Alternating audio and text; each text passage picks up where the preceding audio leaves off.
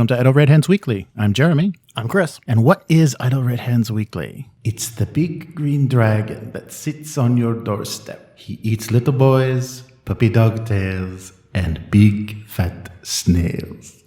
Beware, take care, beware. Yes, so what have you been up to this week? Anything going on with you gaming-wise? Gaming-wise, not really. Well, I've been working a lot on my Patreon. Oh, good. Keep doing stuff with that. And I will be running a Masks one-shot this Sunday for the Kansai International Gamers Guild RPG Day. Nice. How many players? 2 or 3, possibly, Nice. I think. And for anybody that doesn't know what Masks is... Teenage superhero role-playing game, kind of like Young Justice. And it's powered by the Apocalypse Yes, system? yes, Nice. Yeah. Oh, that's great. Yeah, we had a session of that. That was good fun. Yeah, it's fun. Yeah, as a one-shot, that was really fun. How about you? We're in beta with the John Carter character sheet. So the next session, we should be able to actually play test with that. Cool. And see how well it's working and get any of the little bugs out. Chris said there was maybe a cookie error he was getting, but beyond that, it looks really good. It's very dynamic. Anytime you're changing stats or adding anything to your stress trackers, it cascades through the whole sheet and changes all your stats. So it's really nice. And so that'll be coming out. And also, this was something that got us very excited. The Open Gaming License for the Year Zero engine was released. It was as part of a Kickstarter, one of their last Kickstarters. That was one of the goals. So they're releasing that, and they're going to have a store on DriveThruRPG, or like a community on DriveThruRPG where people can post everything that they've developed for it. So is it kind of like the old 3.5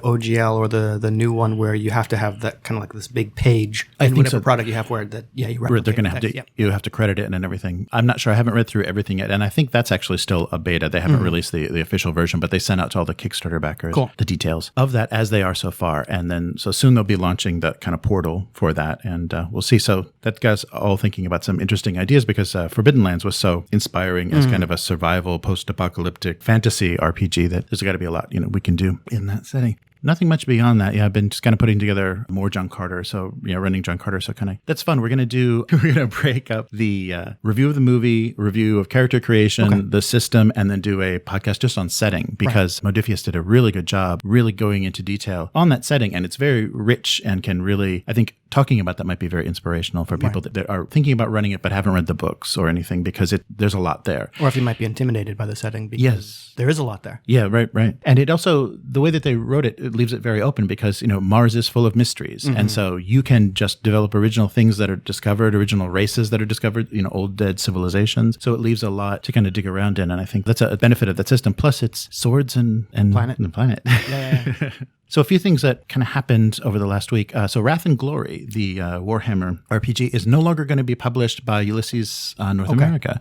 So the rights moved over to Cubicle 7, who is already doing Warhammer Fantasy. Oh, really? Okay. They're doing an Age of Sigmar. So they already have the Warhammer license for fantasy. So now they're going to be doing Wrath and Glory, which is Space Marines in 40K. They're doing the English language version. I guess Ulysses in the German language version is still handled by Ulysses in Europe, but North America handed it off. Maybe they're kind of busy because they've got Torg. So they're really busy developing Torg. That means they're going to reprint the book. So they're going to update it with whatever rules, tweaks, or whatever they want to do and what they're branding on it. And then they're going to release that. So there's a new version of that. So I've heard both good and bad things. Some people have said Wrath and Glory is a really fun system. And other people have said it's 40K, but it's not grimdark. It's not grimdark enough, to give you that feel. So I'm curious. I'm curious about the system. And once Cubicle 7 has it, the quality of their books is nice. Right. So it'll definitely be nice to see. I heard about that. Didn't know specifics. All I knew is someone said, hey, the Wrath and Glory is now gone from DriveThruRPG. So look at that if you're interested. Didn't know that they were being picked up by Cubicle 7. Yeah. I was on the fence and still am on the fence about getting it because I've heard it's kind of Savage Worlds-y. Okay. But I've also heard it's not from people. And if it is Savage Worlds-y, well, then that's a big old pass for me.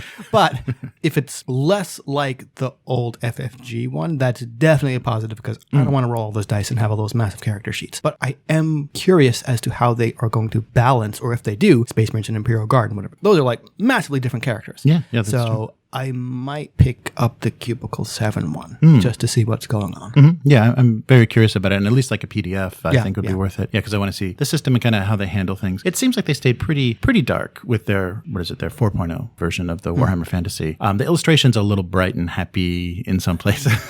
I mean, who wants a book that the pages look like mud? Right. Well, the Grim and Perilous, the Zweihander is pretty dirty. It looks like something's going to come off in your hands. Very nice pencil rendering, like a lot of the illustrations are black and white. So yeah, they keep that look. So also this past Monday, we did a stream after the Game of Thrones series finale, and the Dornish wine was flowing. So this is probably going to be a Patreon special, so a patron only episode. So anybody that got to watch it live will have enjoyed that, and we'll put something they have, and we'll put it together. We'll put it together later, but it's not. Lyle became very reasonable. Yeah, so very reasonable. Well, okay, I got to listen to this then if Lyle became reasonable. But I think it's fun to listen to. So we drink and we slur things. All right, that's about all we do. I'll have to listen to that one. Yeah. I could not escape. Yeah. Game of Thrones spoilers, despite having muted every single Game of Thrones hashtag on Twitter I could think of forever, just because I didn't want it cluttering up my feed. Mm-hmm. And I know pretty much exactly what happened now. Right. And it's interesting. What are people going to do now that it's over? Where are you going to get your personality test from? What house are you going to get sorted into? Right. What kind of clickbait articles are people going to make? Yeah. Yeah. HBO's got some new series coming up, so hopefully it'll fill that gap, your identity gap. Yeah. Which character? Post Game of Thrones world, because the last book is just never going to get written. I've decided that. Yeah. He's an elderly fellow, so yeah, and he's not very svelte. He's pretty. No. He's a sitting down kind of guy. So that live stream. Oh, and another thing that I wanted to bring up that I think is interesting, and this must be a Hasbro, not a Wizards of the Coast thing, is there's another themed starter set for Dungeons and Dragons 5e. Okay. This is in addition to the Stranger Things one. Yes. Okay. So now there's been a Stranger Things setting with their little miniature of the Gorgamart. I've not watched it, so I couldn't tell you what it is. So it's their little monster. The new one is Dungeons and Dragons versus Rick and Morty. Okay. Because they did a comic. I guess they licensed a comic. There was a Dungeons and Dragons comic with Rick and Morty in it or whatever. So now they're going to do a starter set. But this is calling it now. Yes. Dungeons and Dragons is going to be the monopoly of RPGs. Yes. Yeah. Exactly. That's what it made me think of. It's just they're just going to keep rebranding it. So there's Star Wars Monopoly and Warhammer Monopoly and Harry Critical Potter Role Monopoly. Yeah. Or not Critical Role Monopoly. Sorry, Critical Role D&D. Oh, yeah. That's coming. Yeah. Where you can play all of their characters as the pre-gens. Yeah. So that's weird. I mean, it shows the mainstream popularity of Dungeons and Dragons because why would there be a need for that? Yeah. I knew about the existence of the comic. I've watched a couple episodes of Rick and Morty, vaguely familiar with it. Hey, if people enjoy it, then sure, keep making it. I personally don't really see the need for branded D&D starter sets. Yeah. Apart from the fact that, hey, maybe it gets more people into the hobby. Yeah, I think that's probably what it is, to flavor it in a way. It's I love that show. Let's see what this is about. Right. And also, let's be honest, nerds love to collect stuff. Yes. So you got your standard, then now you've got your Rick and Morty, then you've also got your Stranger Things one. You've got to get them all. Yes. And I collect a bunch of stuff too, so I'm not really throwing stones. So, yeah. Right. Well, speaking of collecting, this is not brand new news, but it's Bandai and Games Workshop. So our local company, Bandai, and Games Workshop are collaborating. This was announced a few weeks ago at some trade show. And they're going to do a 7-inch Primaris action figure. And that actually looks amazing. It's probably going to cost $50, but it looks amazing. And it's the first time that, something of that scale and, posable and everything's been done. Who makes the Figma action figures or the Revoltech action figures? Because I collected those for a while. Right. And they are pretty decent quality. And the ball joint click hinges were great. Mm-hmm. So I will not be getting it because there's more stuff to collect dust. Right. But I think it's pretty cool that they're making a 7-inch Space Marine figure. Yeah, I'm not sure. Those are very posable. I'm not sure if those were Bandai or not, but Bandai is a huge, they're a huge toy maker. And the quality of their stuff, especially when they go into the kind of prestige, special edition stuff, is amazing. Yeah, they do metal. Makes you wonder why U.S. toy makers can't do the same thing. Yeah, right. Yeah, that's true. But along with that, speaking of U.S. toy makers, along with that, they also are doing chibi versions. Oh, yeah, I saw that. Yeah. So kind of, in that they don't quite look like they're done. It looks like an imitation of chibi because they don't quite look like they're done by Japanese designers, or maybe not. Maybe they compromise halfway. It's this is a Western property, so we can't go all out. So they've got big heads, but the proportions are a little bit weird. But they did an assassin and a sister of battle, and I guess a beaky space marine, and something, a librarian or something. Maybe a librarian. Yeah. Maybe some kind of inquisitor too. Yes, right. Oh yeah, an inquisitor. Definitely. So those were odd to see a Japanese flavor, put on, even though some of the illustration and some of the official stuff done by Games Workshop is looking a little bit more manga-esque. Cow. Yeah.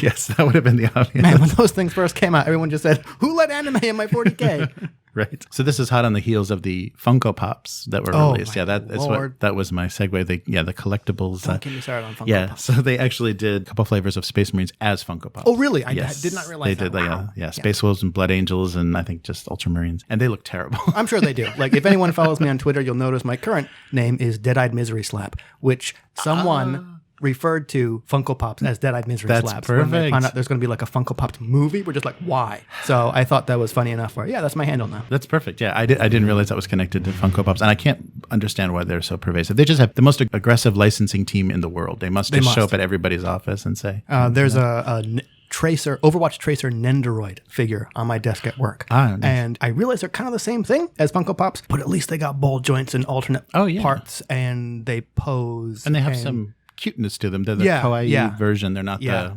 zombified. Yeah. How many listeners did we just lose for backing up Funko Pops? Oh, no. Dead eyes, like a doll's eyes. Yeah. There's Jaws Funko Pops. I'm sure. Speaking of things to spend money on, how about Kickstarters? Is there anything you've been looking at? Backed a couple Kickstarters recently. And I was thinking about this on the way over. We've discussed before. I look at Kickstarters as a way to give money to creators I like for products that probably would not be made any other way apart from crowdfunding. Yes. Yeah. And I am okay with spending more than I would for retail to say, I like what you're doing. I want you to be able to keep doing it. Yeah, that's good. That was a preface for, wow, I spent a lot of money on Kickstarters recently. One of the big ones was Good Society and Expanded Acquaintance Kickstarter, which is the Jane Austen RPG, which I have been interested in for a while. I think the previous Kickstarter was about 2 years ago, maybe.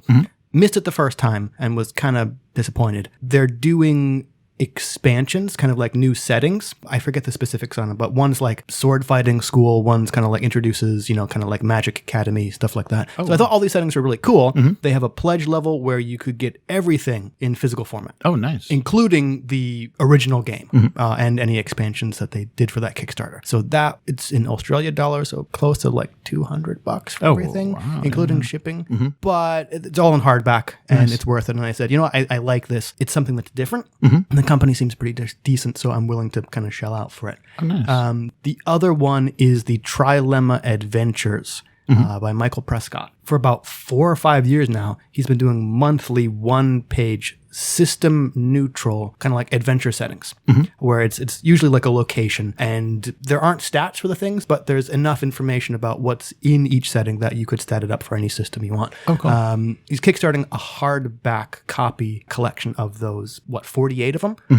And again, here's where this probably would not be made otherwise apart from crowdfunding. So I'm very willing to kind of shell out for it. Because so many people have backed the Kickstarter, which only has like 6 days left, he's decided to do a print run of offset print books because so many people wanted them that the cost came down where it was reasonable enough. Nice. Because it was just going to be POD right. Via drive-through RPG prior to that. Oh, that's nice. Yeah. And I think one of the stretch goals, they unlocked stats for Dungeon World, OSR, and recently 5th edition for all the monsters in it. So you won't have to do any conversion. Nice. Wow. Oh, that sounds great. Yeah, and I think that's a good approach. I think your philosophy is good that you support things. And because the offset print edition would not exist without Kickstarter, like it would have just had to be something that they would have had to suffer for for whatever quality they could get for print on demand. Yeah. Well, continuing my tradition of games by Tabula Games that I cannot pronounce and they don't pronounce in their videos, I'm going to say it this way. Icaion. Okay. So Icaion is Mysthea. Remember? Okay. Yep. Yeah. Yep. So it's the Mysthea. The one we can't pronounce. Yeah. It's the Mysthea setting. So Icaion is the planet. There was really nobody living on that was kind of ravaged by the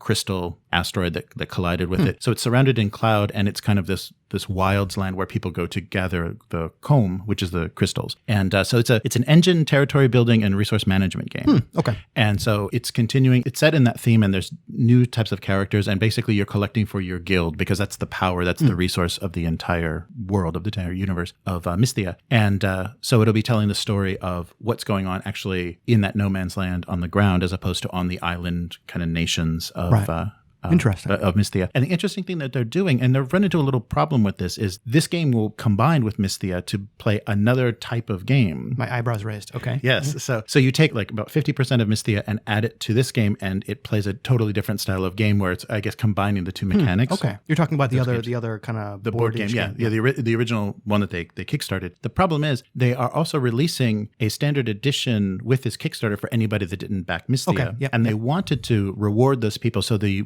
Kickstarter original version of Mysthea is called the Crystal Edition. Mm-hmm. It includes extra monsters, and the quality of everything is very nice. This version is kind of like a standard edition. Right. Okay. And people are saying, well, I'm not going to back any of this then if I can't get that original really cool quality. Really? And they're like, well, we're trying to reward backers. Yeah, and yeah. they always do special rewards. So they've had, this will be their fourth, if you include the RPG, fourth Kickstarter in this world. And they're always rewarding backers that have continued along with them. So there's always something special or some upgrade or something that's for previous backers only. But they're getting a lot of flack from in the comments about, well, I'm just not even going to, if I had to get in at the beginning and I didn't, then so they're talking about maybe figuring out a way to upgrade or have a special like upgrade price. If you want the Crystal Edition, we'll add everything that would be missing from that. But I really like how they're going with the setting, and the artwork is amazing, and the models and everything that they're including are really nice. So it's really rolling well into a nice setting with a lot of beautiful visual material. So there's now RPG and 2 board games that can be combined into a third board game experience. That's pretty cool.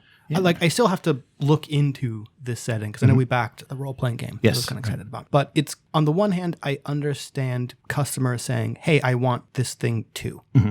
But from starting up the Patreon and thinking about rewards and stuff like that, especially since I'm using as essentially like a tip jar to release free material. Right. I also understand the company saying we want to reward people who have kind of been loyal to us or backed us in the past. Right. So it's, I don't know, it's kind of crappy that people are saying, I'm not going to back at all if I can't get this extra thing. Just, you weren't in a position to back it the first time. Be an adult, suck it up and say, gee, I wish I had had a chance to do that. Too bad I don't. Yeah.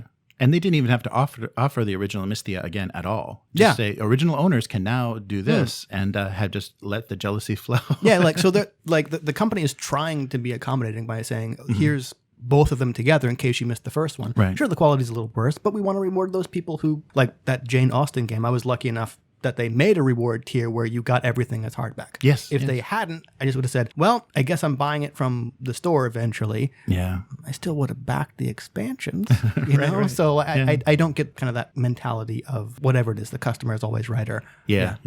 And that's really hard and kind of incompatible with Kickstarter because, there are people that just show up late to the party and then, want everything to be about them. Yeah. Huh. Interesting. I wonder if kind of Kickstarter is pushing things in that direction. Yeah. It could be. I guess that's it for this week. That's all. Anything else that you wanted to talk about? No, just more about my Patreon where we're like halfway towards the second goal. Oh, nice. Second goal is expanded content. Oh, like generally I release between around like 1 to 4 page PDFs, depending on size and complexity of the antagonist. Once we hit the second goal, I'm always going to release at least 2 pages, somewhere between like 2 to 6. Also, people requested Fate Core stats in addition to Fate Accelerated. And even though they're the same game, you can kind of use them interchangeably. I understood that it would be kind of more appealing to have both. So I played around in InDesign and managed to find a way to do both. Nice.